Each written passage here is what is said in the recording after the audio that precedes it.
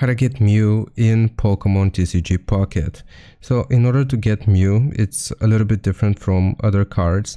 So here I'll just open up this pack and I'll show you something. So I'm just going to skip it, just like that. All right, we're gonna open this up. So you get regular Pokemon from packs, just like that. You open them up, but Mew cannot be obtained this way. If we click on next, as you can see, these cards fill out our Pokédex. Now here, if I just swipe, as you can see, we have the Pokédex being filled out.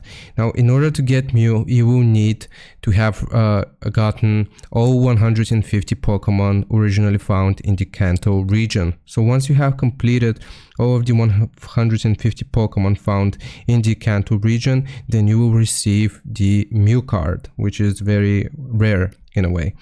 So, like I said, just get the original 150 Pokemon from Kanto and you will receive the Mew card in Pokemon TCG Pocket. I hope this helps. Leave a like and sub, and I'll see you next time.